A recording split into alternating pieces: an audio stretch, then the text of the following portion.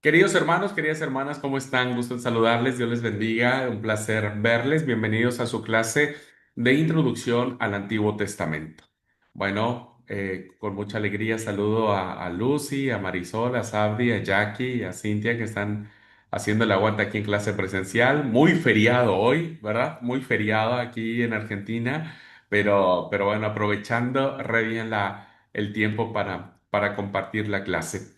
Bueno, pues, y a todos los que están viendo la grabación, que Dios los bendiga un montonal, bueno, se sientan motivados a profundizar en el texto bíblico, principalmente en esta sección de el Antiguo Testamento.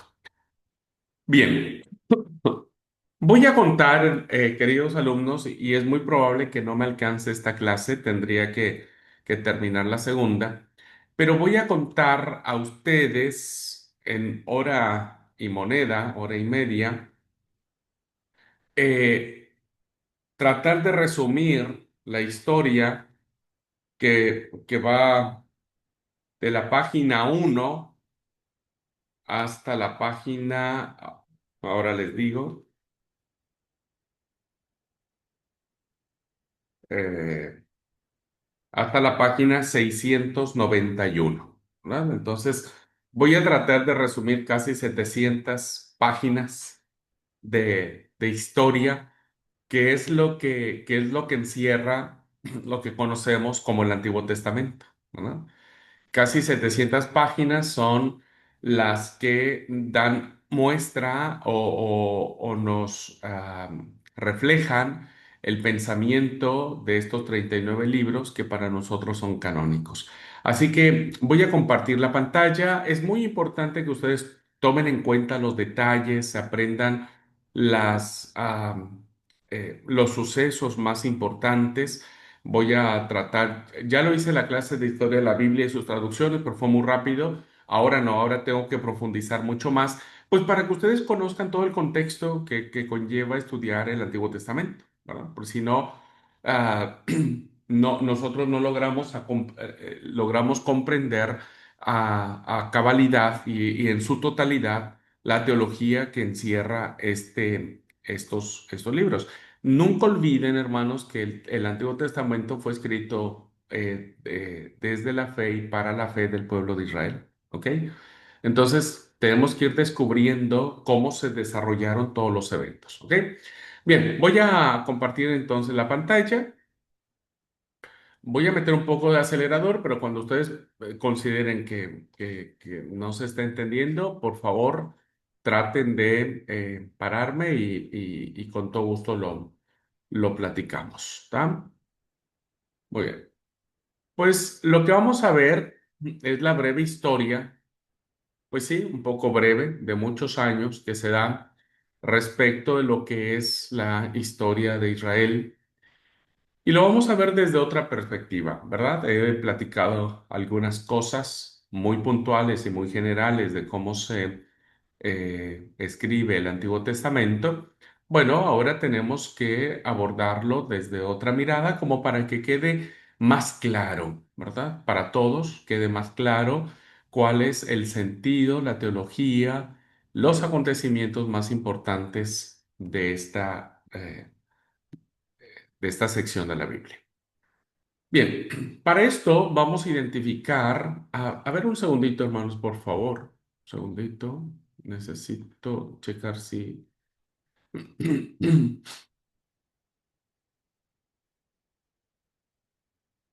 Concédame un minuto. Ok, sí, sí es el archivo. Bien, otra vez. Vamos de nuevo. Ahí ya.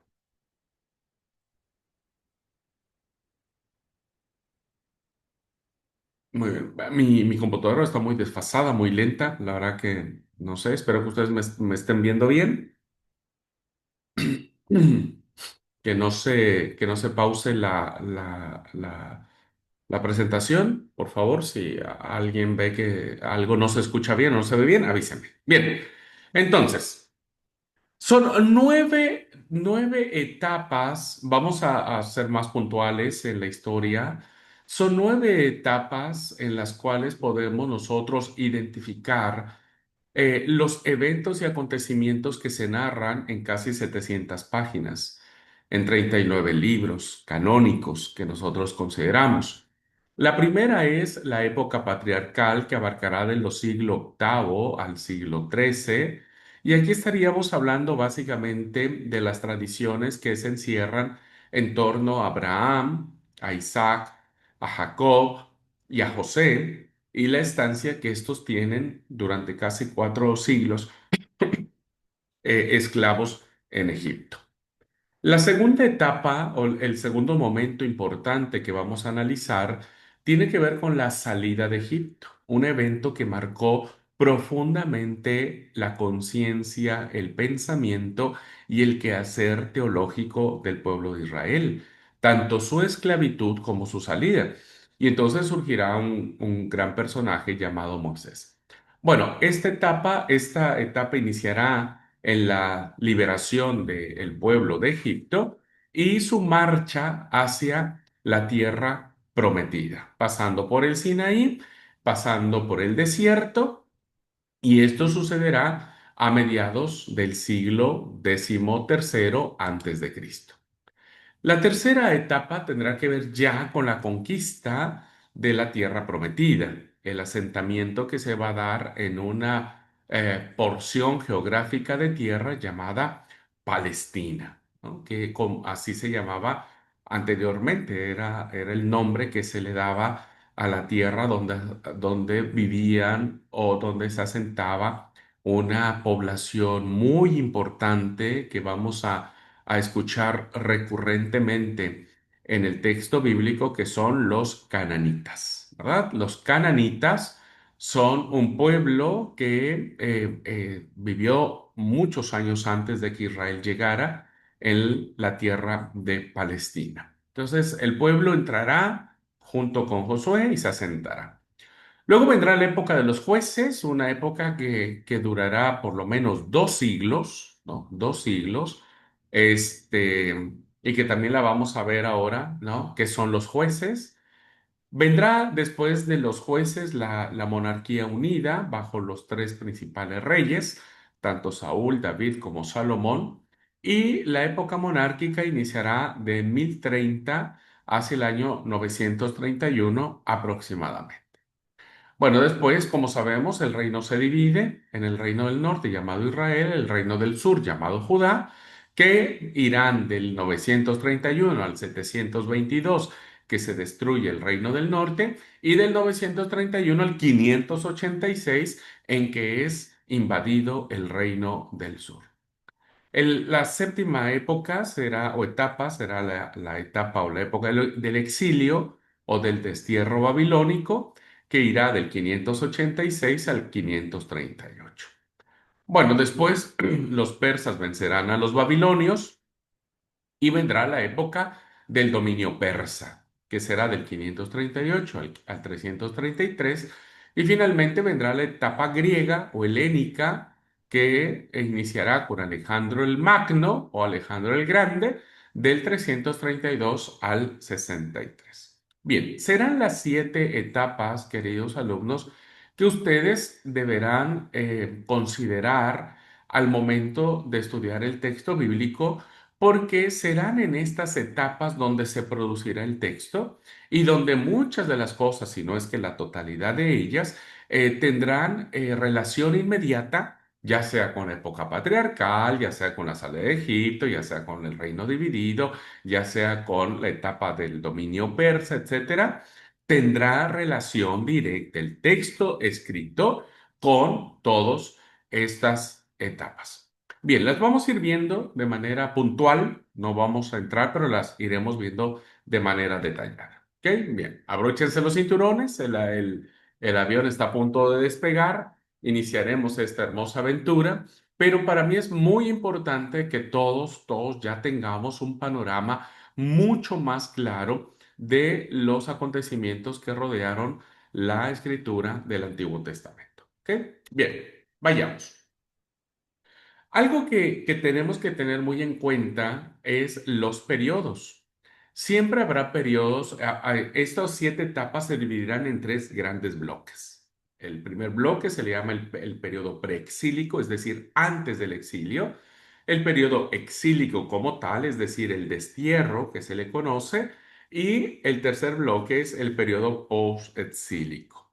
Vean ustedes cómo el exilio babilónico va a ser el parteaguas, ¿no? En la relación teológica que se tiene sobre los acontecimientos bíblicos. Entonces, como ustedes pueden imaginar, el punto de referencia van a ser los 48, 60 años del exilio babilónico que se va a llevar a cabo a mediados del siglo sexto y que va a cambiar por completo el curso de la historia de Israel, no solo su historia, su cultura y su teología. Para estas fechas Israel ya es un pueblo consolidado. Para estas fechas Israel ya es una nación hecha y derecha, diríamos. Pero este evento será totalmente devastador para ellos.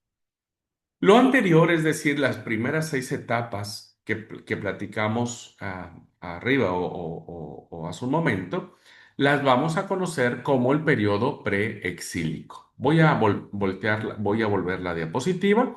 Entonces, vean, del 1 al 6, época patriarcal, salida de Egipto, asentamiento en Palestina, época de jueces, monarquía unida y los dos reinos, el reino dividido, se le va a conocer como el periodo preexílico, es decir, antes que sucediera el exilio. El punto 7 vendrá a ser el exilio como tal, en la vivencia, el momento traumático que vive el pueblo de Israel en la destrucción del templo de Jerusalén. Y el punto 8 y el punto 9, que es el dominio persa y la época griega, se le llamará en el bloque post-exílico, es decir, después del exilio. ¿Ok? Entonces, como vemos acá, las 6 primeras etapas las vamos a conocer como el periodo preexílico, aunque generalmente se piensa en la época monárquica, las etapas 5 y 6, pero todo es un periodo antes del exilio, aunque estas etapas 5 y 6 tengan que ver con los monarcas o los reyes, pero es preexílico, antes. Y las etapas 8 y 9, como dijimos, es el periodo después del exilio. ¿Ok? Eh, Hay un libro muy bueno de René Kruger, ¿verdad? Que se llama La Diáspora. No tengo el libro en electrónico, pero si alguien lo puede conseguir y quiere profundizar sobre esta etapa, será muy, muy importante que ustedes puedan reconocer por qué el exilio fue importante o fue trascendente o fue un punto que marcó profundamente el pensamiento teológico de Israel. El exilio fue realmente el punto de inflexión. Otra cuestión que tenemos que tomar en cuenta, hermanos, es el tema de la terminología. Cuando nosotros hablamos del pueblo de Israel, pensamos que solo es todo un pueblo, ¿verdad? Es todo un pueblo, pero como dijimos, no.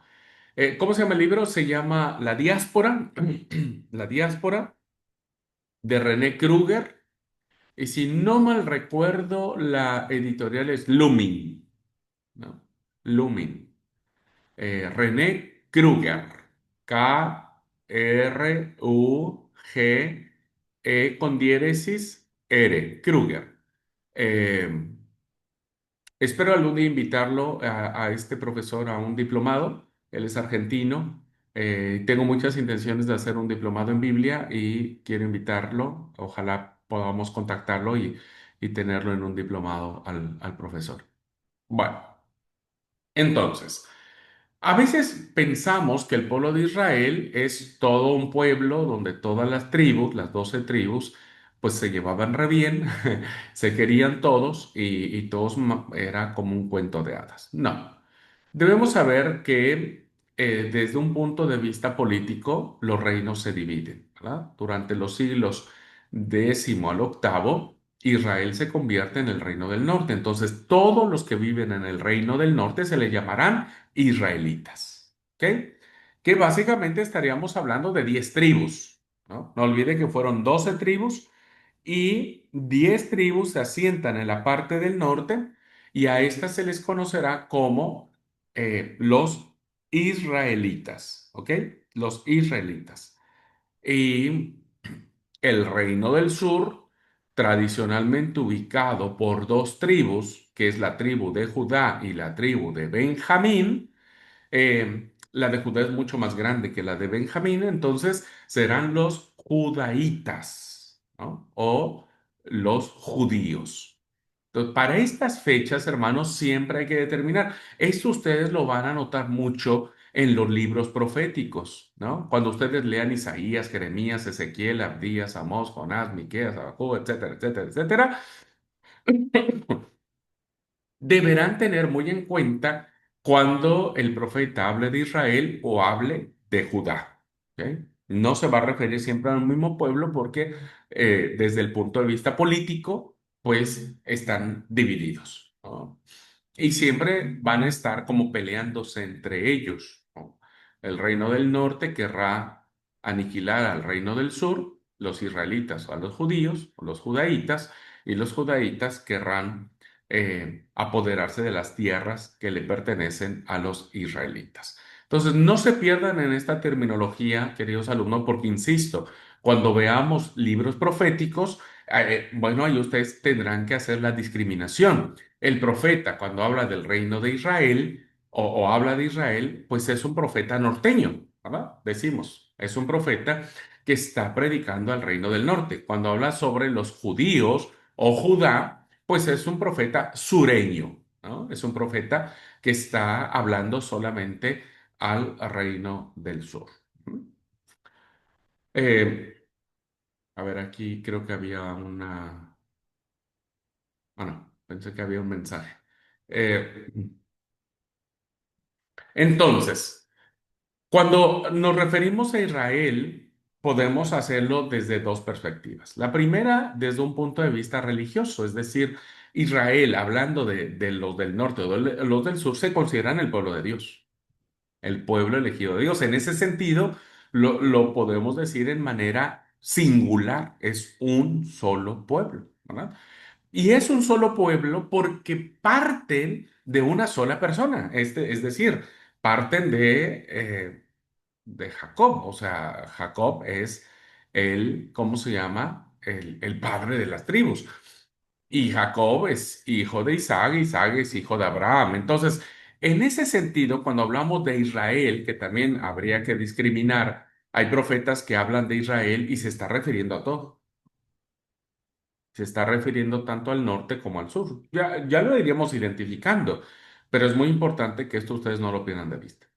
Entonces, desde el punto de vista religioso, sí podemos llamar a Israel como el pueblo de Dios. Solo religioso, insisto, parten de una misma persona, ¿verdad? Y todas las 12 tribus tienen la misma fe en Yahvé, ¿verdad? Tienen la misma fe en Jehová o en Dios o en Adonai, etc. Ahora, desde el punto de vista político, ya lo dijimos, pues no, ¿verdad? Desde el punto de vista político, sabemos que unos se llamarán israelitas o los de la casa de Israel y otros serán judaítas o de la casa de Judá. ¿Ok? Esto va a ser muy importante porque a partir de la promesa mesiánica de que se empieza a hablar de la llegada del Mesías, será a través del reino del sur, ¿no? De los judíos.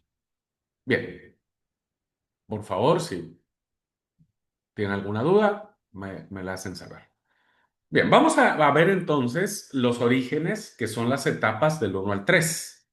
¿Ok? Que tiene que ver con la época patriarcal, que tiene que ver con la época de la salida de Egipto y que tiene que ver con el asentamiento ya en Palestina. Ok, veamos. La Biblia, hablando del Antiguo Testamento, ofrece una cantidad ingente de datos sobre esta época, es decir, hay muchos datos, muchas referencias, muchos lugares, muchos personajes, muchos sucesos que tienen que ver con estas tres etapas. Estos detalles de historias, ¿verdad? Que parten de la persona de Abraham, pues estarán recogidas en los libros del Pentateuco. Como sabemos, el libro de Génesis es el libro que va a encerrar las historias patriarcales, ¿verdad? Que del capítulo 1 al capítulo 11 de Génesis vamos a encontrar las historias que pueden leerse, insisto, pueden leerse desde un punto de vista profundamente teológico. Y a partir del capítulo 12, con el llamamiento de Abraham, hasta el capítulo 40 y algo, con que termina el libro de Génesis, que es con la historia de José, la subida del papá de Jacob, toda la familia llegan a Egipto, este, va a ser la época patriarcal, ¿verdad? Entonces los patriarcas, lo que sabremos de ellos, estarán encerrados en el primer libro. Vendrá luego el libro de Éxodo, Números y Deuteronomio. Recuerden que aquí sacamos a Levítico porque Levítico no nos cuenta ninguna historia, ¿verdad? Levítico realmente es un manual, como vimos la clase pasada, es un manual litúrgico que era necesario para llevar a cabo las ceremonias en el templo. Bien, entonces desde el Éxodo, ya Éxodo nos empieza a contar pues la esclavitud, nos empieza a contar de Moisés y cómo Dios saca al pueblo a través de 10 grandes señales, etcétera. Y empieza la marcha ya en libertad del pueblo hacia la tierra prometida, una tierra, según la tradición bíblica, fluye leche y miel. Cuando llegamos al libro de Josué, pues ya nos enfrentamos básicamente a dos hechos fundamentales. El libro de Josué nos va a contar cómo el pueblo empieza la conquista, destruyendo distintos pueblos, ¿verdad? Que no fue una conquista inmediata, fue una conquista paulatina, ¿no es cierto?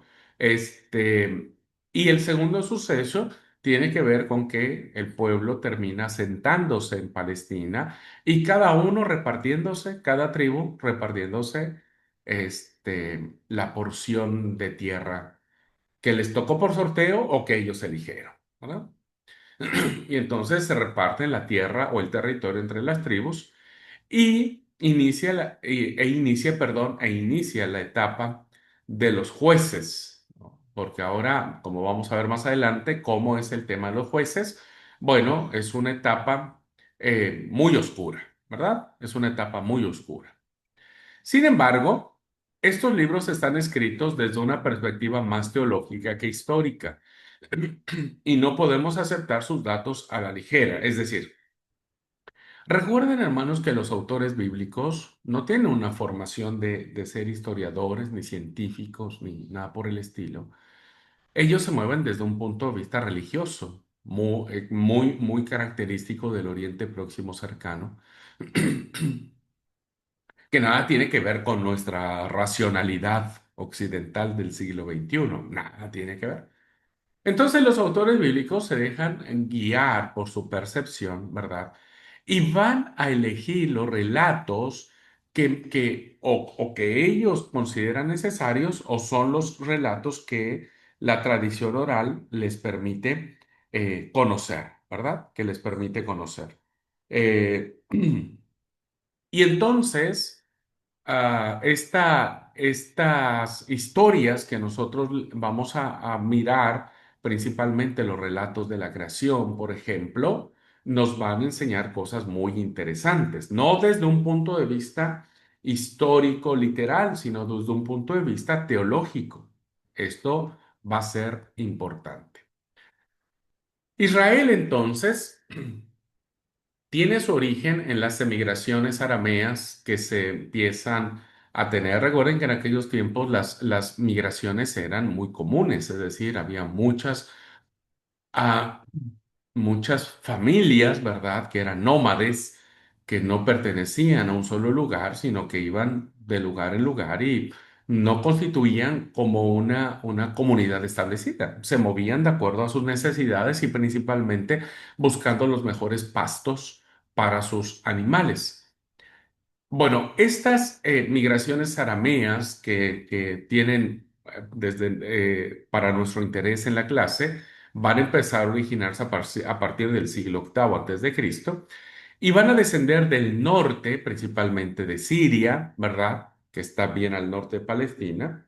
Entonces van a bajar, insisto, buscando mejores pastos y van a encontrar un lugar muy fértil, muy cómodo, muy bien, diríamos. Por eso se le llama la luna creciente fértil, que es esta etapa, perdón, esta porción de tierra, ¿verdad? Que tiene como una forma de media luna, que dentro de toda esa franja hay una fertilidad en el campo maravillosa. Entonces, evidentemente, pues se establecen allí, ¿verdad? Empiezan a llegar a esa etapa. Génesis, el libro de Génesis nos hablará concretamente de uno de estos nómades, ¿verdad? Llamado Abraham, que se convertirá en el primer padre, esa es la función del patriarca, el primer padre, que va a venir con su familia, con todo lo que tenía, desde Ur, una ciudad más al norte, que va a pasar por Harán y que se va a establecer en esta región. Por Abraham, entonces, queridos alumnos, ¿no? Va a comenzar el periodo patriarcal. A él se le conocerá como el fundador, diríamos, del pueblo de Israel, desde un punto de vista sociocultural, porque, bueno, él engendrará a Isaac, Isaac a Jacob, Jacob a las 12 tribus, y bueno, ahí después se desparramará para todos lados. Ahora, este. Y Abraham entonces, teológicamente, el pueblo judío le dará un nuevo significado y se le llamará el padre de la fe, ¿verdad? Porque por fe Abraham sale de su tierra y de su parentela y va a un lugar donde no sabe dónde Dios lo va a mandar. Pero el tipo sale, se avienta esa aventura y obedece a Dios. Eso se llama fe, ¿verdad? Entonces, será como el primer personaje que empieza a desarrollar una obediencia a un Dios que todavía no se conoce, ¿eh? Un Dios que incluso no tiene nombre, ¿no? Por eso las tradiciones bíblicas nos dirán el Dios de Abraham, el Dios de Isaac y el Dios de Jacob. Es decir, las referencias de Dios irán en función de los patriarcas, no de Dios mismo, sino de los patriarcas.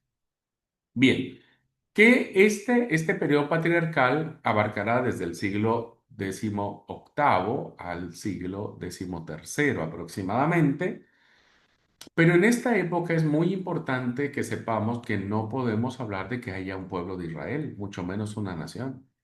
O sea, Israel no es, los judíos no nacen con Abraham, los judíos nacen hasta el reino dividido, ¿se acuerdan? Pero muchísimos años después. Entonces, acá no podemos hablar de que sean israelitas, de que sean judíos, ¿no? Estamos hablando de los inicios de lo que muchos años después se convertirá en una nación. Pero no hay un pueblo, no hay una nación, no hay nada, ¿no? Entonces, ¿de qué se van a tratar las tradiciones que van a versar sobre Abraham, Isaac y Jacob? Bueno, va a ser grupos seminómades, ¿verdad? Que se trasladan con sus rebaños de ganado menor, ovejas, carneros, etcétera, buscando pastos apropiados y van a mantener un relativo contacto con las ciudades con las que pasan.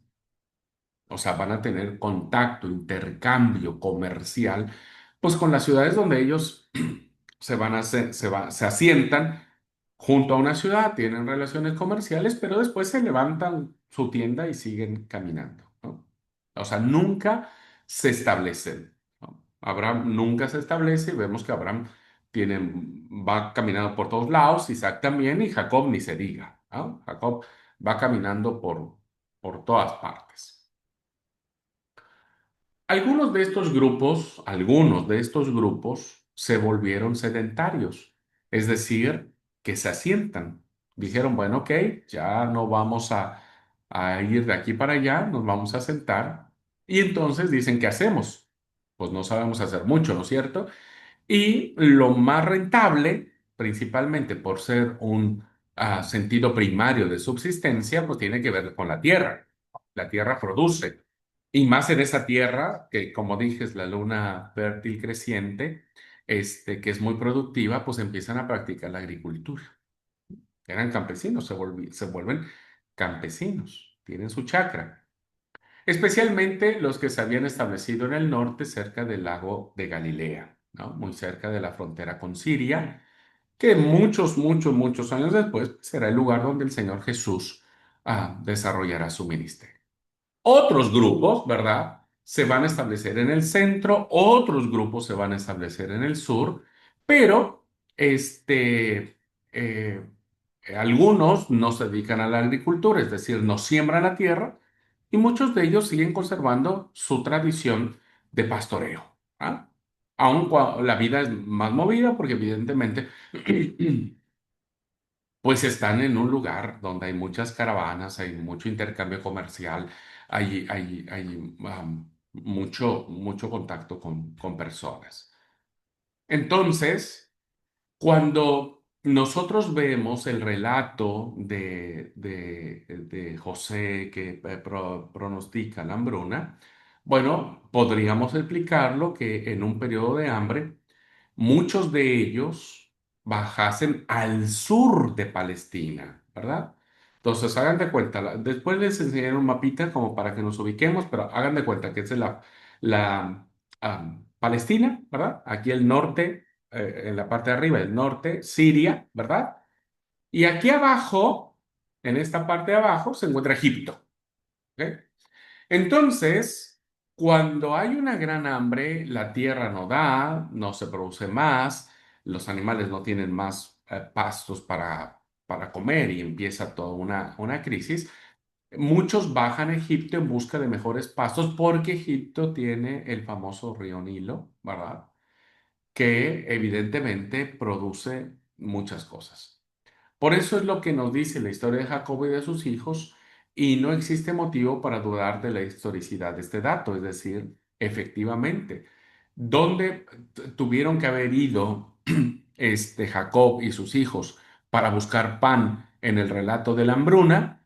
Pues a Egipto, ¿no? Porque Egipto ofrecía mejores condiciones de vida. Y con esto podemos atestiguar que el relato de la subida a Egipto, perdón, o de la bajada a Egipto, es un relato históricamente confiable. Así que, según el relato bíblico, ya los patriarcas, perdón, sí, el patriarca Jacob con sus hijos, llegan a Egipto, ¿no? Se establecen allí, después de que pasa la hambruna, José les ofrece junto a un lugar que se llama eh, se me fue el nombre, la ciudad o la parte que los egipcios o el faraón le concede a Jacob con sus hijos establecerse, ¿verdad? Este, José, la tierra de José, ahí está el nombre, la tierra de José. Entonces, bueno, ahí se establecen, se multiplican, bueno, hay una promesa que Dios le dijo a Abraham, tu descendencia será como las estrellas de los cielos o como la arena del mar. Entonces se empiezan a multiplicar. eh, y al cabo de los años, pues las cosas que al principio eran lindas, que todos se acordaban de José como el héroe, como el Salvador, José muere, ¿verdad? Y de a poquito se van olvidando de él. Y es muy probable que cuando ascienden al trono los faraones Seti primero y Ramsés segundo, pues no se acuerdan de José, no saben lo que hizo, tal, y ven una amenaza en la multiplicación de esta eh, pues tribu, diríamos, ¿no? Que hace años atrás entraron 70, si no mal recuerdo el número, y ahora eran un montonal. Y como los ven como una amenaza, porque recuerden, hermanos, que eh, tanto en la antigüedad como ahora, este, las mayorías tienden a levantarse en armas, ¿verdad? Pongámoslo en contexto. Hay una preocupación por parte de Estados Unidos de que crezca el flujo migratorio de personas no americanas, ¿verdad? Y que sean mexicanas, guatemaltecas. Y que sean mucho más los latinos en Estados Unidos que los propios nativos de Estados Unidos. Entonces, ¿qué hace este presidente en aras de establecer cosas más legales? Pues hace lo que siempre en todas las culturas de todos los tiempos han hecho los poderosos, destruir las amenazas. Entonces, lo que hace el presidente de Estados Unidos, Donald Trump, ahora, al estar sacando a todos los migrantes con todas estas redadas, pues es disminuir el riesgo de que los latinos terminen conquistando, ¿verdad?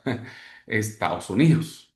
Bueno, lo mismo pasó cuando los Ramsés II, Seti I, pues ve que el pueblo se está multiplicado. Dice, che, al rato van a ser más que nosotros y nos van a destruir. Así que lo primero que hacen es obligarlos a trabajar de manera forzada para ocuparlos en la construcción de los grandes palacios, de los graneros, de las grandes obras faraónicas, que los egipcios son muy especialistas en eso.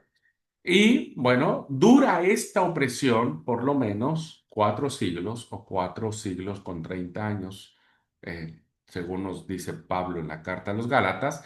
Pero ponele 4 siglos, 400 años, dura toda esta situación. No sabemos qué pasó en estos 400 años. Pasaron muchas generaciones, porque, bueno, evidentemente el nivel de vida que se tenía en Egipto, pues no era tan alto, no todos llegaban a una vejez. Muchos morían en edad muy temprana por los trabajos forzados a los que se veían expuestos, ¿no? Entonces pasaron muchas generaciones y evidentemente la imagen o la idea que pudiesen tener de Yahvé, pues nunca se perdió, ¿verdad? ¿Por qué? Porque cuando Dios llama a Abraham, le dice una palabra importantísima: he oído el clamor de mi pueblo. Entonces, el clamor del pueblo, cuando nace o cuando está Moisés, pues es el clamor de un pueblo que no entró a Egipto hace 400 años, es decir, son hijos de hijos de hijos de hijos de hijos. Y cuando dice el texto que clamaron a Jehová y que Dios los escuchó, pues significa que de alguna manera esta concepción de que Dios los salvaría, de que Yahvé intervendría, de que Yahvé enviaría un libertador o algo así por el estilo, alguien militar, político que destruyera a los egipcios, pues permeó durante estos años, ¿no? No sabemos cómo se transmitió, no sabemos, seguramente la tradición oral jugó un papel fundamentalísimo.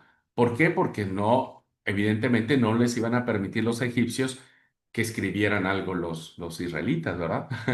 No se los iban a permitir. Entonces, la tradición oral de padres a hijos fue fundamental para decir, tengan esperanza, Yahvé nos salvará, Yahvé enviará a alguien y demás, ¿no? Entonces, esta cosmovisión de fe que nace de los patriarcas, ¿verdad? De Abraham, de Isaac y de Jacob, se mantiene muy fuerte durante 4 siglos. Recuerden, no tienen templo, no tienen Biblia, no tienen escuela sabática, no tienen absolutamente nada. Entonces, la tradición oral tuvo un papel protagónico para afianzar la fe del pueblo de Israel en Yahvé. ¿Ok? Recuerden, no conocían ahí cómo se llamaba Dios, solamente sabían que era el Dios de Abraham, el Dios de Isaac y el Dios de Jacob. ¿Ok? Bueno, Lucy dice que leen de historia. Sí, la verdad que es apasionantísima porque a partir de ahí nosotros vamos entendiendo, enamorándonos y comprendiendo más a cabalidad lo que tiene que ver con el Antiguo Testamento. Bueno, entonces, se preservó la fe, sí, ¿no? Creo que Dios estuvo allí. ¿Por qué Dios tardó tanto? Dejo la pregunta ahí, no tengo una respuesta, ¿verdad? ¿Por qué Dios no actuó a los 100 años y sí a los 400? ¿Por qué no a los 200 y sí a los 400? No lo sé. Pero es soberanía de Dios, ¿verdad? No podríamos nosotros ni siquiera esgrimir una teoría del por qué. Dios lo quiso de esa manera. Lo que quiero decir con este comentario es que llegado el momento, ¿verdad? Como siempre, llegado el momento, dentro de esta opresión, pues que ya era insoportable, intolerable, surge un personaje fundamentalísimo que en ese momento se convertirá en el libertador, que Dios le encargará a Moisés la tarea de salvar al pueblo de Israel. Ahora, es importante saber, hermanos, que Moisés fue un asesino, ¿verdad? Él pudo haber sido la causa justificada, porque es el texto que él vio a un oficial maltratando a los suyos, ¿verdad? A uno de los suyos, y entonces termina matándolo y termina huyendo. Cualquiera que es el caso, este hombre, que no es una blanca paloma, Dios lo utiliza para liberar al pueblo de Egipto.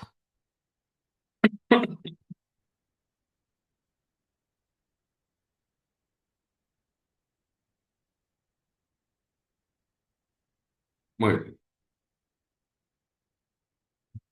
Y entonces, ya que ha sido liberado por este personaje llamado Moisés, y se va a convertir en una figura fundamentalísima, pero también una figura querida, amada, pero por otro lado odiada,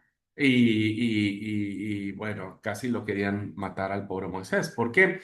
Porque resulta que cuando se da la etapa del monte Sinaí, donde el pueblo está, levantan un becerro de oro, un ídolo, etcétera, pues terminan, ¿no es cierto?, siendo castigados, diríamos, entre comillas, por este actuar que tiene el pueblo. Y digo entre comillas porque a veces pensaría que tenemos un Dios muy castigador, muy mala onda, no sé cómo podríamos decirlo, pero recuerden que cuando hablamos de castigo no tiene que ver con una acción unilateral de Dios. Cuando hablamos de castigo en términos bíblicos tiene que ver con la consecuencia del actuar del pueblo. ¿Ok? Entonces, esto nos va a permitir tener una perspectiva mucho más clara de Dios, ¿no? No como el Dios iracundo que se enoja por cualquier cosa y que manda fuego, que manda matar a las personas, sino más bien como consecuencia de los actos que el pueblo comete y que tiene que encarar, como todos nosotros, cuando metemos la pata, perdónenme la expresión coloquial, pues tenemos que pagar las consecuencias de alguna u otra manera. No es castigo de Dios, Dios no te está castigando, el castigo lo estás tomando en función de tu propia decisión. Entonces, cuando vemos el relato de la marcha del pueblo por el desierto, pues nos damos cuenta que el pueblo es puesto a prueba por muchas situaciones, ¿no? Que tiene que ver con la desobediencia que el pueblo tiene. Entonces, el acontecimiento capital que vamos a encontrar en esta marcha tiene que ver el Sinaí. Ya lo voy a explicar en una clase. Tiene que ver la alianza de Dios con su pueblo. Ahí se sustenta todo. Por eso el Antiguo Testamento es fundamentalísimo para poder entender la nueva alianza que Jesucristo vendrá a inaugurar. Entonces, ya vamos a hablar sobre el código de la alianza y sobre los 10 mandamientos que se dan en el Sinaí, pero después vamos a ver todo lo que es el martirio que sufre el pueblo durante 40 años no por un castigo, insisto, irracional y unilateral de Dios, más bien es la consecuencia que el pueblo está sufriendo. Bueno, después tenemos que el pueblo llega finalmente a las estepas de las llanuras de Moab, que se sitúa frente a la tierra prometida y que lo separa el famoso río Jordán. ¿No? En ese libro, que es el libro del Deuteronomio, encontraremos entonces que el pueblo se asienta y Dios le entrega a través de Moisés distintas leyes, ¿verdad? Que tienen que ver con el futuro de Israel, ¿no? Que tienen que ver con el futuro de Israel. Entonces, Moisés muere, lo sabemos, no posee la tierra prometida, soberanía de Dios, ¿no? Que eso es un tema muy importante que debemos resaltar en la concepción de Dios del Antiguo Testamento, su soberanía. Dios no le permite a Moisés poseer la tierra y entonces Josué va a tomar el relevo. Bien, entonces hasta aquí dejamos el Pentateuco, ¿verdad? A grandes rasgos, los eventos más importantes. Y entonces viene ahora la conquista de la tierra prometida como promesa cumplida de Dios, ¿no? Hay que cruzar el Jordán. Y la batalla más épica que todos nosotros reconocemos y que el autor bíblico se encargó de detallarla y de pintarla y de contárnosla de manera tan poderosa, que todos no sabemos la historia de Jericó. Los niños se les enseña la historia de Jericó, ¿no es cierto? Todos sabemos las 7 vueltas y el grito y los muros caen y la tierra es conquistada. Bueno, realmente la historia de la conquista de Jericó tiene una función no solo bélica, tiene una función teológica, ¿verdad? Que tendrá que ver en función de una mujer, ¿no? Esta historia tendrá que ver en función de una mujer y esta mujer será fundamentalísima para el nacionalismo y la cosmovisión del pueblo de Israel, la prostituta Rahab, ¿verdad? Que esconde a los espías, que hace alianza con ellos y que Israel respeta la alianza con una mujer, ¿no? Y no una mujer decente, diríamos, en el buen sentido de la palabra, sino con una mujer que tal vez no merecía que alguien le concediera respetar esa alianza, pero vamos a ver cómo Raab se convierte en una figura fundamentalísima. Bueno, después de esta narración, pues el libro de Josué nos habla de 3 rápidas campañas que se van a apoderar de algunas comunidades cananitas y de otros pueblos, evidentemente moabitas, eteos, jebuseos y demás, que estarán en el centro, sur y norte de Palestina, ¿verdad? Tratando en estas campañas que, insisto, no fueron de que conquistan a una y se van a otra y se van a otra y en una semana conquistaron toda la tierra, fueron campañas paulatinas, evidentemente, porque los otros pueblos tampoco estaban cruzados de brazos, ¿no? Entonces, también accionaron sus informes de guerra, accionaron sus estrategias de guerra y evidentemente el pueblo de Israel, pues también tendría que evaluar todo lo que tenía que hacer para conquistar esos pueblos. Finalmente, podríamos decir en una perspectiva generalizada que Israel, comandado por Josué, termina conquistando la tierra prometida, pero no todo. Dejan en pie o dejan con vida, si usted me permite ese término, a otros pueblos que van a ser su dolor de cabeza. Aun cuando Dios le había dicho a Israel, cuando vos poseas la tierra prometida, asegúrate de destruir a todos aquellos pueblos cananitas que sean idólatras, porque si no te van a complicar, ¿verdad? Bueno, el pueblo no hizo mucho caso y dijo, no, bueno, dejemos esto acá y no va a pasar mucho.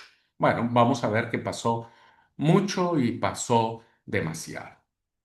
Finalmente, las tribus se asientan en esta famosa tierra de Palestina, ¿verdad? Que será icónica, que hasta la fecha estará siendo una tierra muy disputada, muy ambicionada. Es un pedazo de tierra muy chiquitito, ¿verdad? Pero que a través de los siglos, pues se ha demostrado su importancia, ¿no? En todos los sentidos. Ahora militar, con esta guerra que tiene Israel con Irán, pues nos damos cuenta que Israel siempre ha tenido este carácter bélico, pero también ha tenido como este ataque, ¿no? De muchas naciones o muchas potencias que pretenden apropiarse de su terreno. Bueno, esto que nosotros vemos hoy, siglo XXI, año 2025, bueno, hace muchos años, ¿verdad? Ya existía cuando Israel empieza a poseer la tierra prometida y empieza a tener el ataque de muchos enemigos, principalmente los filisteos, un pueblo, ¿no? Que tenía el control del hierro, pues que quiere destruirlos. Bien. Entonces, hasta aquí, Josué, diríamos, nos deja diciendo, listo, las tribus están establecidas, cada uno tiene su porción geográfica, algunos más grandes, algunos más chicos. Hay dos tradiciones de la Biblia, que uno fue por sorteo, ¿no? Y otro fue porque dijo, vayan, recorran y ustedes elijan las porciones y los lugares que tienen. Evidentemente, hubo tribus que no sé, perdónenme la palabra, tal vez me equivoco, pero se vieron más aborazadas y agarraron los lugares mucho más fértiles. Otras tribus no. Bueno, eso se va a reflejar mucho después, hermanos, en las alianzas que tengan el reino del norte con el reino del sur. Bien, entonces, pues ya, llegamos a la tierra prometida, ya nos asentamos, ya Dios cumplió su promesa, etcétera, etcétera, ¿verdad?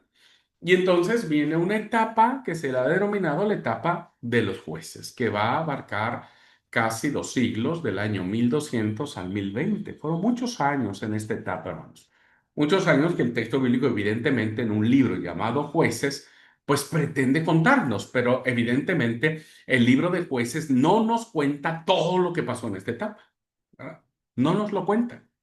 Incluso se van a dar cuenta cuando veamos, ustedes vean libros históricos, que hay jueces en esta etapa que la Biblia solo los nombra, que no sabemos ni quiénes fueron, ni qué hicieron, ni cuáles fueron sus hazañas, ni nada por el estilo, ¿no? El juez que tenemos más en mente, pues es Sansón, porque tiene que ver mucho con la historia ¿viste? De los héroes, que todos somos muy llamados a eso, ¿no? O sea, ver a un hombre que es capaz de matar a muchas personas con la quijada de un buey o que su fuerza radicaba perdón, en su cabello, pues siempre nos ha llamado a todos la atención. Por eso es que sabemos mucho de Sansón, aunque no todo, ¿eh? Hay cosas de Sansón que no sabemos o que no nos lo contaron en la escuelita de niños. Y el otro que podríamos conocer un poco más es Gedeón, ¿verdad? Porque tiene varias tradiciones. O sea, Gedeón hay varias o muchas tradiciones, igual que Sansón. Son muchas las tradiciones que el autor bíblico, eh, perdón, que el autor bíblico guardó o escribió en este libro. Va a haber tres rasgos que van a caracterizar este periodo, que como dije es un periodo muy oscuro, un periodo de mucha convulsión, ¿verdad? De muchas convulsiones sociales, políticas y sobre todo religiosas, ¿no? Será una etapa muy oscura, una etapa que, perdón, después será superada por la monarquía, pero, híjole, el pueblo pasó mal durante estos 2 siglos. Bien, ¿cuáles serían las tres características que vamos a encontrar en este periodo y que nos lo va a narrar de alguna u otra manera el libro de los jueces? Primero, que no había cohesión política entre las tribus, ¿no? Durante estos años, cada tribu se empieza a organizar de manera independiente y resuelve sus problemas como puede. Esto es muy importante notarlo. Incluso las tribus que se asientan más al norte y las tribus que se asientan más al sur, no es que ellos resolvían sus problemas y, che, qué le está pasando ahí a Simeón que está en la tribu que es la tribu del norte? Ah, mira, le está pasando esto, aquello. Che, vamos a ayudarle, vamos a... Y Simeón decía, che, ayúdenme hermanos a resolver tal cual cosa, ¿no? Cuando se asientan, ¿verdad? Cuando cada uno agarra su pedazo de tierra, dice, bueno, listo.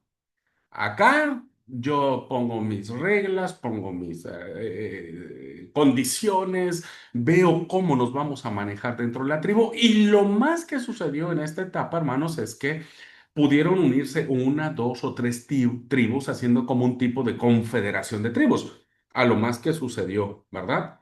Pero de ahí en fuera, nadie era como el líder, ¿no? Se supone, ¿verdad? Se supone que el líder en esta etapa es Dios. Yahvé se convierte en el que va guiando al pueblo. Pero de manera política, cada uno establece sus propias normas, sus propias leyes y su propia forma de convivencia. ¿Ok? Entonces, esto fue muy importante porque no teniendo quién y cada uno hacía su santa voluntad, pues imagínense el problemón que se armó durante estos años. Segundo, hay un profundo cambio en la forma de vida de las tribus, que esto impactó psicológicamente, hoy podríamos decirlo, ¿no? En términos modernos, psicológicamente la visión y la formación que tenían las tribus. Al menos en los grupos que venían de Egipto, que ya se habían sedentarizado y se convirtieron en agricultores, bueno, este cambio tendrá graves repercusiones sociales, ¿no? Porque evidentemente la agricultura no es la actividad económica de mayor estatus, ¿no? Social, diríamos, ¿no? Hasta la fecha. Hoy los campesinos ocupan el estatus más bajo dentro del estrato social. Aun cuando el campesino es lo que mueve cualquier economía, pero bueno, un campesino siempre se le mirará por debajo del hombro. Habrá consecuencias económicas. ¿Por qué? Porque a algunos les tocaron buenas tierras, ¿no? Que podían cultivar y otras no. Entonces, ahí empiezan las desigualdades sociales y económicas dentro de las tribus. Hay tribus más ricas, ¿verdad? Porque están produciendo más, porque tienen campos más fértiles, porque sus ganados se alimentan muy bien, porque pueden comercializar a muy buen precio. Y hay tribus que no, ¿verdad? Que están tratando de ver cómo sobrevivir. Y eso hizo ya desde ese momento, hermano, las desigualdades económicas dentro del pueblo de Israel. Desigualdades económicas que los acompañaron siempre, ¿eh? Hasta la fecha Israel tiene grupos mucho más millonarios, o sea, los judíos, principalmente los llamados sionistas, son los que acumulan montón de plata, montonal, montonal, montonal. Hay otros que no, hay otros que tratan de ver cómo sobrevivir. Bueno, esto pasó en la cuestión económica y hizo esta desigualdad. Y ustedes saben que en una sociedad donde hay desigualdad económica, bueno, siempre va a haber la puja o la pugna entre el pobre y el rico.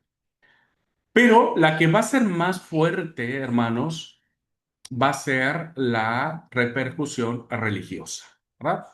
Porque se va a difundir el culto cananeo a Baal, ¿no? El Dios que garantiza la fecundidad de la tierra. Tiene que ver con una connotación sexual, ya lo vamos a ver en alguna clase, que era Baal. Baal tiene relaciones sexuales con la tierra, ¿verdad? Y el derramamiento de su semen, diríamos, hace que la tierra produzca. Por eso es que los cananitas adoran a Baal, invocan a Baal para que sus tierras produzcan. Y esto haga que ellos sean prósperos, ¿verdad? Y ese fue el problema de los israelitas. Ahora estoy hablando de Israel, hermanos, no en sentido político, sino en un sentido religioso. Este fue el problema de los israelitas, ¿no?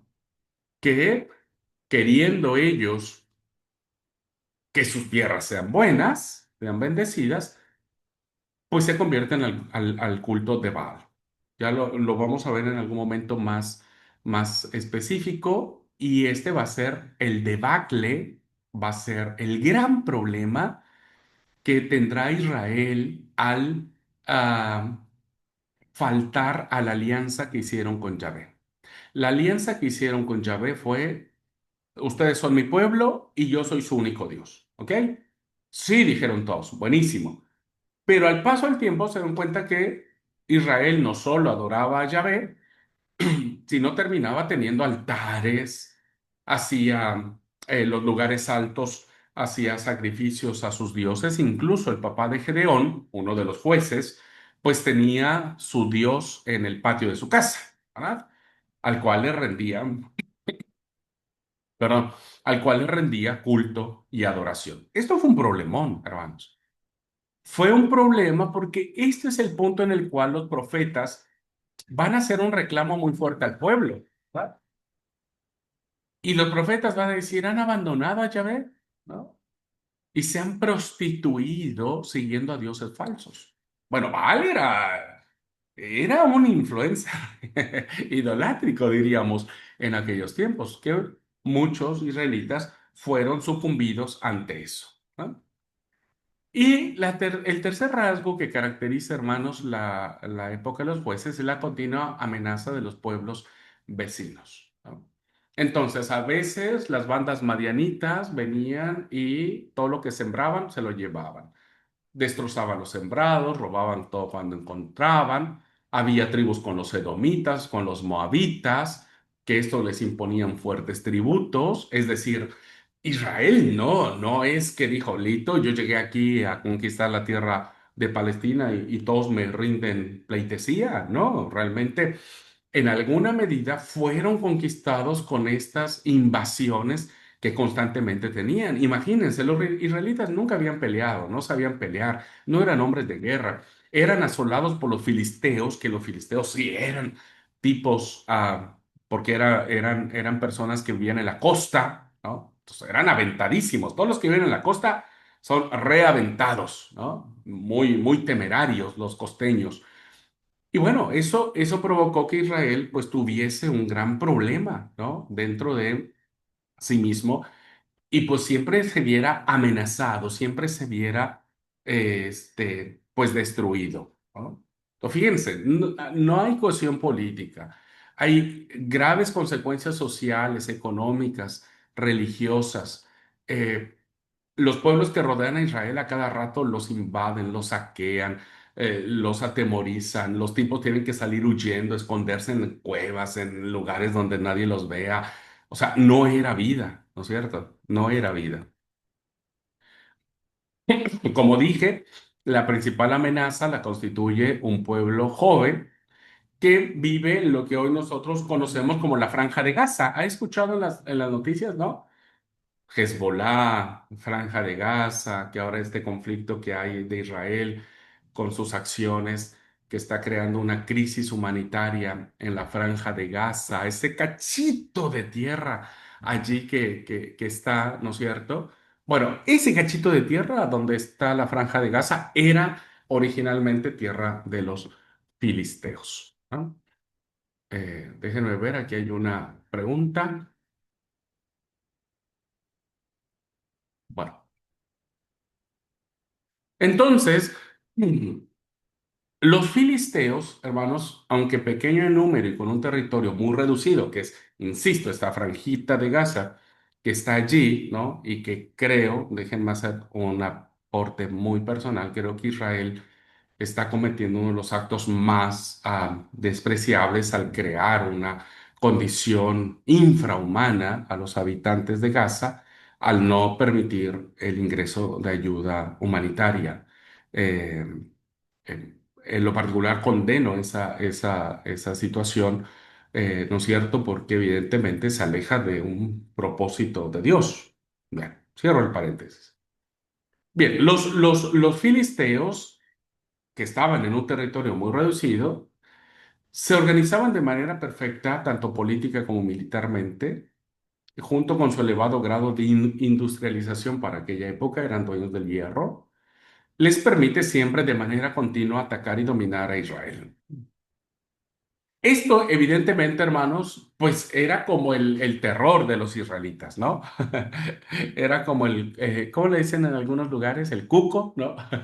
De Israel. Pues sí, los tipos estaban bien armados, bien todo, y pues terminaban conquistando.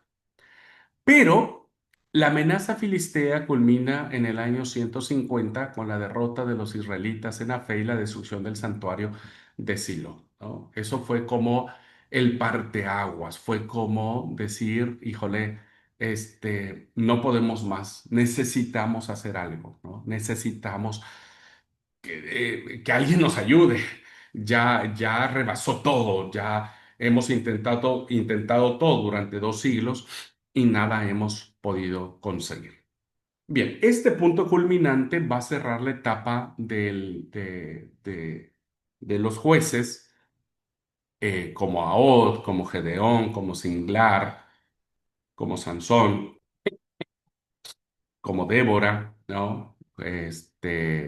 Junto con Barak, una mujer maravillosísima llamada Jael o Jael, ¿no? Que se le compondrá un canto maravilloso por haber matado a Sísara.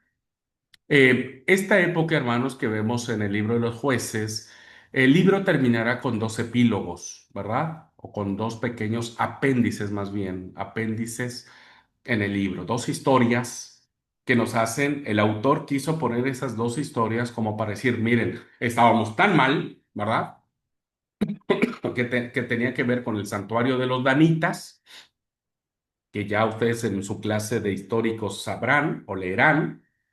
Y lo otro tiene que ver con el asesinato de la mujer de Levita, ¿no? En una, parece ser una violación tumultuaria que hizo que Levita terminara descuartizando a su mujer, cortándola en pedacitos y mandándola a las tribus, y se hace una guerra civil impresionante. La primera guerra civil que existe entre el pueblo de Israel se da entre las 11 tribus contra una tribu llamada los benjaminitas, ¿no? Entonces, esta narración es muy escabrosa y ya voy a hablar sobre ella y les voy a explicar que aunque es muy escabrosa, hay un rayo de luz maravilloso en esa historia, ¿no? La voy a hablar ahora en esta materia, porque voy a hablar sobre eso. Este, pero esa historia, lo que hace el autor bíblico es decir, miren cómo vivíamos. O sea, estábamos tan complicados que terminamos matándonos entre nosotros, ¿no? Estábamos por matarnos entre todos nosotros. Y entonces el libro de Jueces termina con una sentencia o con una frase, ¿no? Muy puntual y muy así que sí, cada uno hacía lo que bien parecía porque no había quien gobernara Israel. Entonces cada uno hacía lo que, lo que quería. Este clima de descontrol, pues llevó a la siguiente etapa, queridos alumnos, que es la etapa de la monarquía, ¿no? Por una reacción típica es precisamente esta derrota, la de Macfé, donde es destruido el templo de Silo, ¿verdad? Donde el pueblo dice, algo tenemos que hacer. Entonces las tribus caen en cuenta de que es imposible defenderse de los filisteos, pues ya los tienen reazorados. Entonces tienen que unirse y tienen que ver la forma, ¿no? Y para eso entonces tienen que recurrir a la monarquía. Necesitan un rey, necesitan una persona, ¿no? Una persona que los una. Entonces, hay dos lecturas sobre la monarquía en el texto bíblico. La primera lectura es que Dios no quería que hubiese monarcas porque él era el que guiaba al pueblo a través de los jueces, ¿no? El espíritu venía sobre Sansón, sobre Gedeón y derrotaba a los amalecitas y los moabitas y todo, ¿no? Entonces, los jueces se levantaban en función del espíritu de Yahvé. Entonces, Dios era el que, de alguna manera, ponía en orden a las tribus de distintos lugares. Pero eh, el pueblo dice, no, ya no queremos eso, queremos que alguien nos guíe, ¿no? Y entonces vamos a ver que Dios le advierte al pueblo, miren, eh, tomen en cuenta que si ustedes tienen un rey, pues van a tener que someterse a él, van a tener que pagar impuesto para construirle sus palacios, para pagarle sus sirvientes, para darle de comer, para que tenga sus caballos, para que arme un ejército. Ustedes tienen que pagar para, con sus impuestos, para pagar el salario de los soldados, de su comida y de todos los impuestos que los reyes ponen como para hacer todo esto. Y el pueblo dijo, no nos importa, pagamos con tal de salir de esta situación. Entonces, se instaura la monarquía, ¿no? Y entonces se le conoce como la monarquía unida, que irá del año 1020 al 931, que será casi un siglo, casi, no, si no es que menos del siglo, no, sí, un siglo será más o menos, que tendremos la monarquía unida. Los comienzos de la monarquía se vuelven muy difíciles, pues obvio, hermanos, ni nunca habían tenido rey. Obvio que no sabían las reglas de juego, no, obvio que no sabían cómo conducirse, ni el mismo propio rey, ¿verdad? Que en este caso el pobre Saúl, pues tampoco era el tipo que fue a una escuela de reyes. Al tipo lo agarraron por ser alto, hermoso y de buen parecer y sobrepasaba a cualquiera, tenía una personalidad imponente. Bueno, pues él fue. Por eso los comienzos de la monarquía se convierten en situaciones difíciles, porque muchas personas que defienden la tradición de que Yahvé sea el que guíe, piensan que esta institución significa un atentado contra Dios. único rey de Israel, y se oponen decididamente a la monarquía, ¿no? Samuel será uno de ellos, ¿no? Por eso Dios le dirá, según el relato bíblico, no te preocupes porque no te rechazan a vos, me rechazan a mí. Entonces, habrá personas dentro del mismo pueblo que digan, no, no podemos nosotros rendirnos a la monarquía. Esto ya provoca en sí mismo división, ¿no? Ya provoca que no todo el pueblo estuviera de acuerdo con la monarquía. Y entonces las reglas que tienen que establecerse para que la monarquía funcione, pues no son bien recibidas por todo el pueblo. Mm.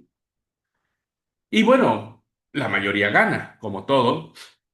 Y más allá de la oposición, que insisto, cuando hay oposición, hay divisiones, desquebrajamiento de las filas. Bueno, Saúl es elegido como el primer rey de Israel y empieza a pelear con la amenaza más importante, es decir, te ponemos como rey como para que organices un ejército y pelees contra estos tipos que ya nos tienen reazorados. Pero evidentemente Saúl nunca ha sido rey, tiene que armar un ejército, tiene que ver cómo lo capacita, lo equipa y demás. Entonces empieza, ¿verdad?, a combatir a los filisteos, pero no logra ni destruirlos. Los detiene un poco, ¿verdad? Los contiene un poco, pero no termina con ellos. Luego empieza el relato ya más personal, ¿no? En donde Saúl deja sus funciones de monarca, sus responsabilidades de ser el rey que tiene que proteger tanto el norte como el sur, y se enfrasca en una pelea, según las tradiciones bíblicas, con un personaje que surge importantísimo en la tradición judía, que será David. Primero empezamos con Moisés y David ahora será un símbolo fundamentalísimo. Pero Saúl entonces se ve envuelto en estas intrigas personales de poder, de ambición, de envidia, porque no quiere que David le quite el trono. David no quería eso. Recuerden que las tradiciones bíblicas dicen que quien elige a David es Dios, no él. Entonces, Saúl termina descuidando los auténticos problemas del gobierno, permite que los filisteos se rearmen, se reagrupen, tomen mayor fuerza, y en la batalla de Gelboé, pues terminará siendo derrotado. Y hay dos tradiciones de la muerte de Saúl, sea que él se echó solito sobre su espada para atravesar, perdón, atravesarse, u otra tradición que dice que él le dijo a su esclavo, échate encima de mí, yo no soy capaz de matarme, échate encima de mí para que yo sea muerto. Bueno, estas tradiciones que pintan a Saúl de muy mala manera, ¿verdad?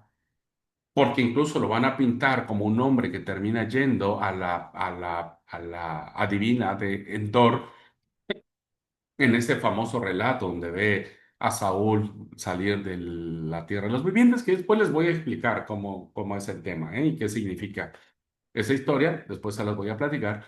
Pues finalmente Saúl termina muy mal parado, diríamos, ¿no? Es como decir, el primer rey, el primer intento, fracaso, ¿no?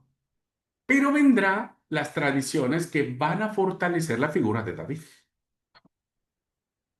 Y habrá tradiciones que iniciarán entonces con David, primero con su nombramiento como rey revela un hecho interesante.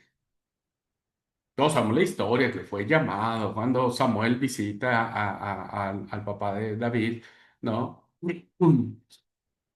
Y termina ungiendo a David. Bueno, David no ocupa el trono luego, ya sabemos ¿cómo se llama? El,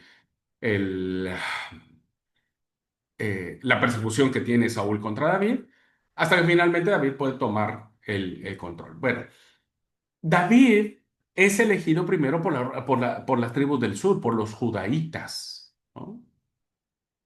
Y entonces, durante 7 años, David gobierna las dos tribus del sur. Pero David es alguien fuera de serie, hermanos, evidentemente. Es un tipo muy inteligente, muy estratega. Las tradiciones bíblicas lo han pintado como alguien muy militar, sus manos eran manchadas de sangre por haber matado a un montón de gente, pero también lo presentan como un hombre tierno que compone canciones, poemas, etcétera, etcétera. Pero David en estos 7 años demuestra el carácter, ¿verdad? Demuestra su fortaleza.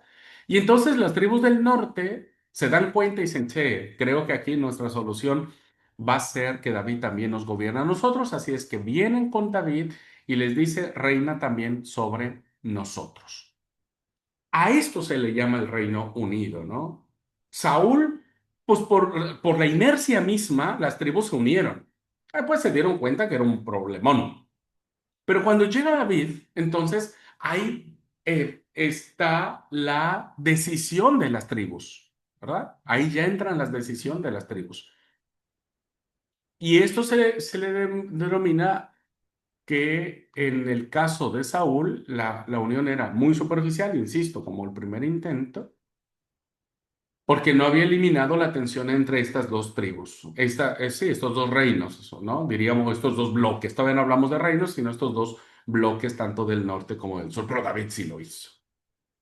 Y eso le valió a David el respeto de las 12 tribus, ¿no? A eso se le llamó el Reino Unido y fue el reino más importante. O sea, donde más se consolidaron un montón de cosas de la cosmovisión y de la identidad nacionalista de Israel.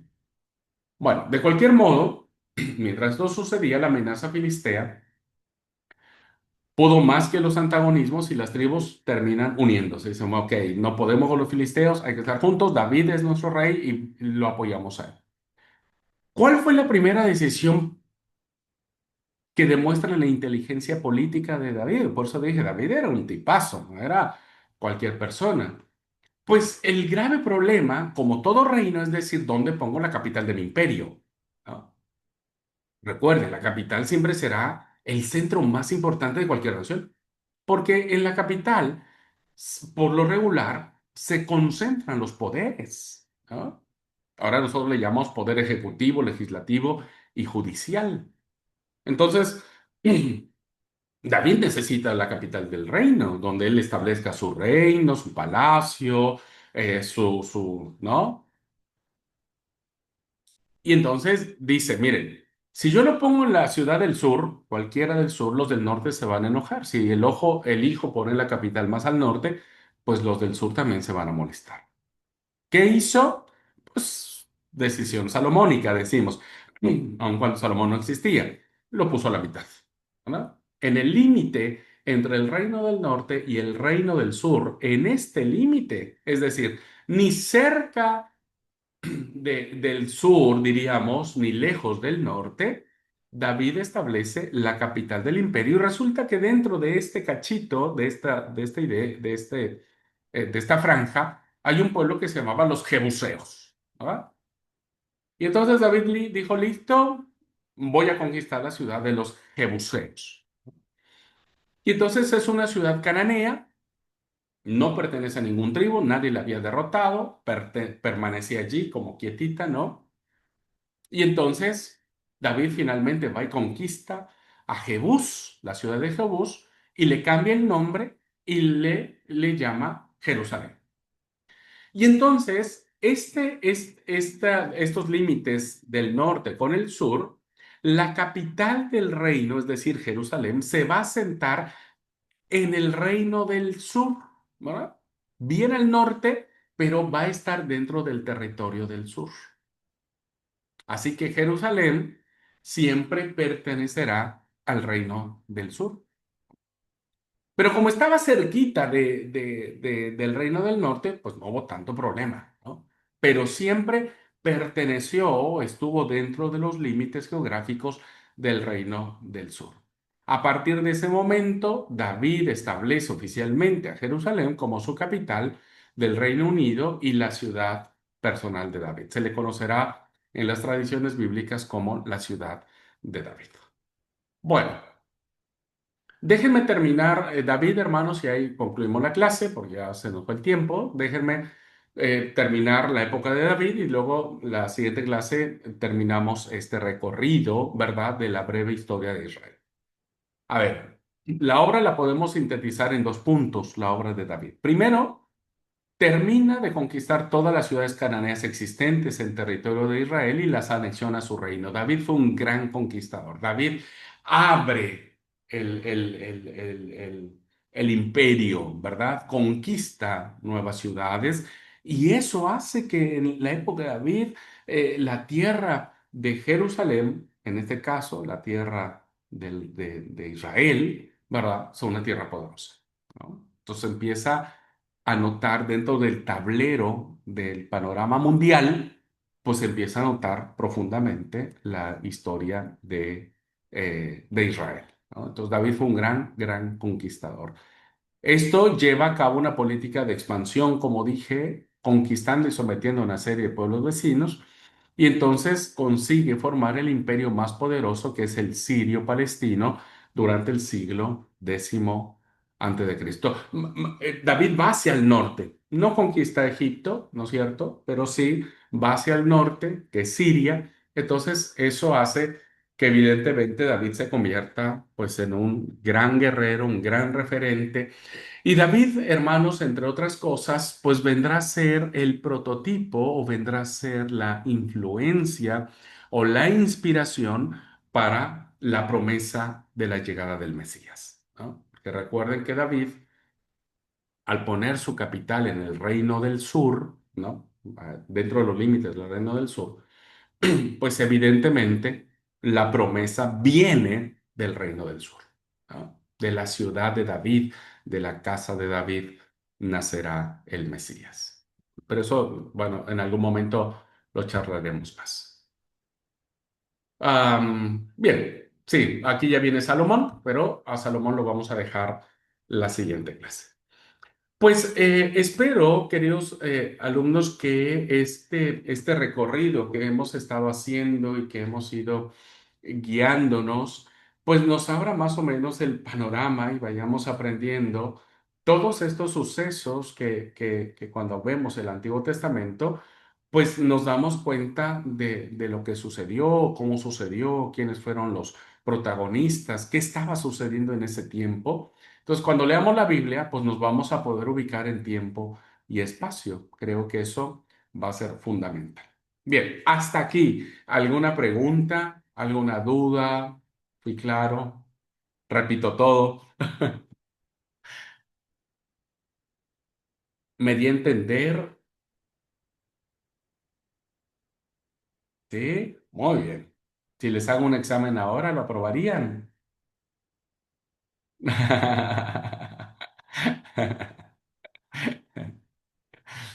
Bueno, lo importante es que vayamos teniendo la idea y sí irnos aprendiendo algunas cositas que nos van a ayudar a entender, pues si no, hermanos, vamos a estar re perdidos, re perdidos.